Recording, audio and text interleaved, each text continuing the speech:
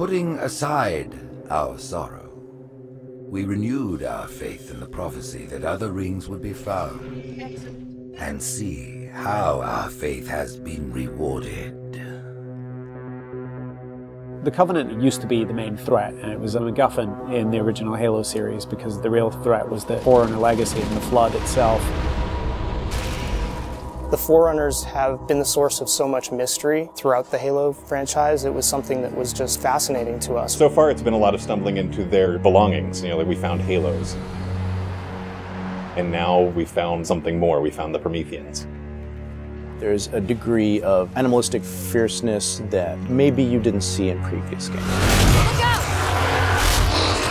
The conditions and the context are what pit a hero and antagonist against each other. For this game, we're going to get to see a lot of complexity to their civilization. From their worldview, what they're doing has to make sense. Trying to figure out ways to tell that story without interfering with the shooting aspect of it has been a really challenging thing. We've gotten glimpses of this Forerunner presence that was kind of always there, open as to whether it would ever erupt. And it did. We're trying to really take game systems and manipulate them and give them emotional coloring and context. We wanted to create something that could stand alone and be an enemy that is just as challenging, just as engaging as the Covenant has been in the past for Halo. A lot of that initial discussion was around if you had this incredibly evolved race and they were well beyond humanity, the Covenant, what would that look like?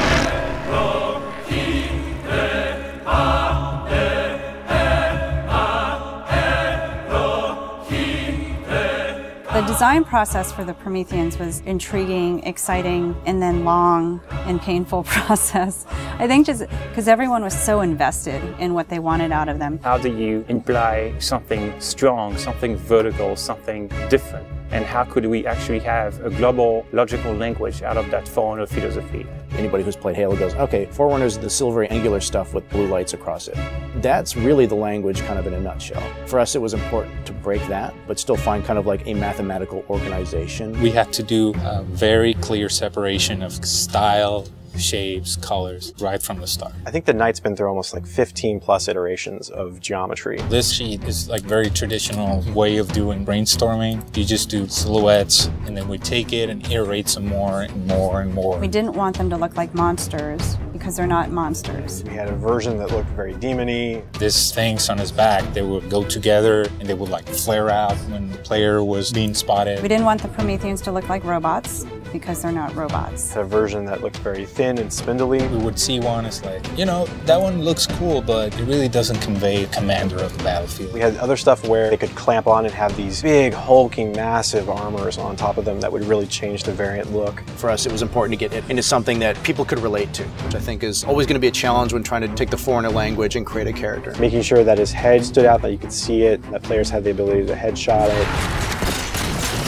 It falls also onto animation. They're able to bring these guys alive and make it feel believable and plausible and still be very fast and lethal. Locomotion didn't look heavy enough at one point, so we scrapped everything and did it all again.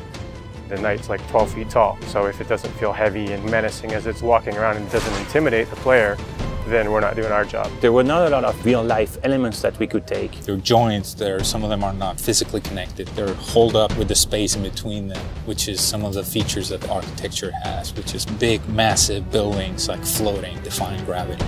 We wanted to keep some of that mystery and kind of the unknown in the characters as well. We even have the little micro driver arms in here, and then all the way to where you turn these layers off. We have the glowing skull. We thought it would be more of an impact if it's like a sarcophagus. It opens up and it's showing all this aggression. There's certain ways to approach fighting an elite with a group of grunts, and really what we wanted to do was change that up. The Covenant are tried and true. You know what you're going to get out of a grunt, you know what you're going to get from a jackal with his shield, the toughness of elites. Here are the brand new hooks to the sandbox.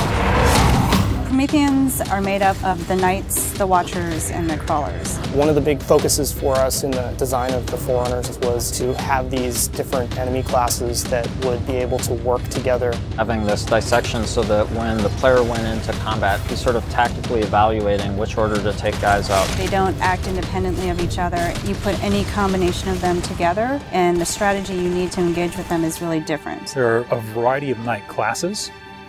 and each one of them is progressively more powerful. But your base knight actually starts just a little bit more powerful than an elite. But in addition to that, we wanted the knight to have his own set of traits and abilities. There's all kinds of these special features of each one of these characters that players haven't played in a Halo game before. You think about basic combat and counter design, a lot of the challenges designers face is how to introduce enemies. What would a Promethean do if it could bend time, space, form, matter? Knights can phase in out of anywhere. He's able to go where he needs to at any time, which is something the Covenant can't do. Heads up! Crawlers can walk on walls, walk on ceilings. If a knight shield bursts, crawlers will come rushing at you and try and like melee the player to get more aggressive. These certainly slot into that grunt style combatant. And so there was certainly a want to make sure that we can get a lot of them on screen. If you let too many of them get together, they become a really formidable force. One-off, super fun to take out all together. It's like a pack of feral dogs. Its mandibles, when it screams, will actually separate and float around in the air while it's howling. Animation added so much fresh behavior to this character. It's very exciting. The Watcher is definitely a support class. One of the things we wanted to do with the Forerunner characters was constantly have them mix up their tactics and make the player react to it. The Watcher is able to regenerate knights. One of the things we needed to do when the Watcher design was coming along was make sure that the Watcher would actually fit inside of the Knight. That bursts out and swap to the actual Watcher asset. The Watchers are aware if a Knight's damaged, they'll protect them, they'll catch grenades, so they kind of coordinate their efforts. The Prometheans feel like the most advanced of the bunch. They're able to bring all of their technology and wisdom to the battlefield. With new enemy class comes new weapon class. We literally concepted probably 200 weapons for this game before we settled on the half a dozen that went in. It's kind of like you've got that balance between humans' model of what a weapon's like and the desire to want to try and make something crazy and futuristic. We tried coming up with this perfect mix of stuff that was still relatable. You would still identify a weapon as a rifle or a shotgun or a submachine gun, even though they're almost magical.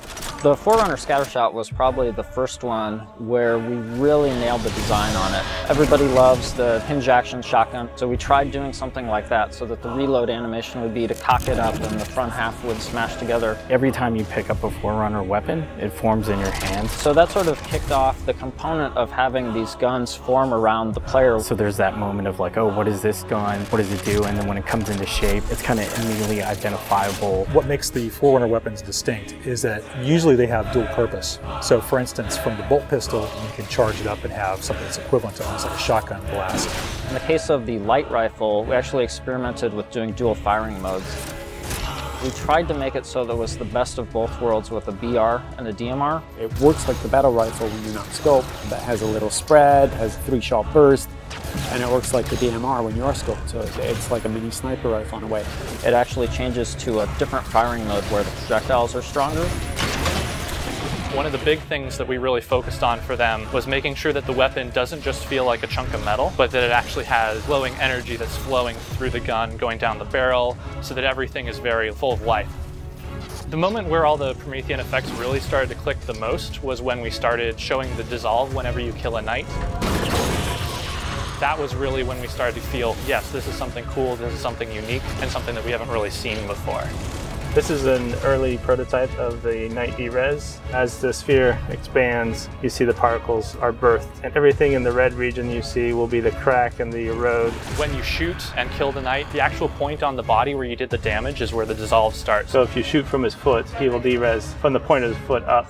The end result, when we blow up a knight, they dissolve, proving that the technology works.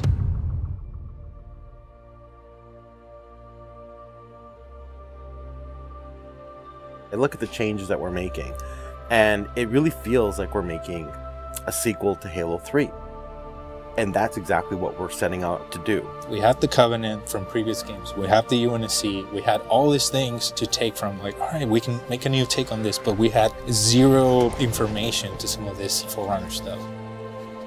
We're not just on a Halo, we're on a whole planet now.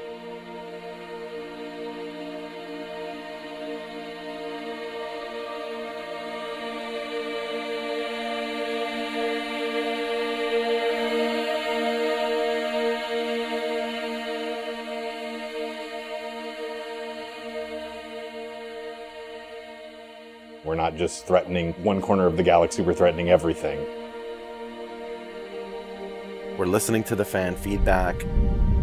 We're incrementally evolving different aspects of the game design, but there's nothing really revolutionary.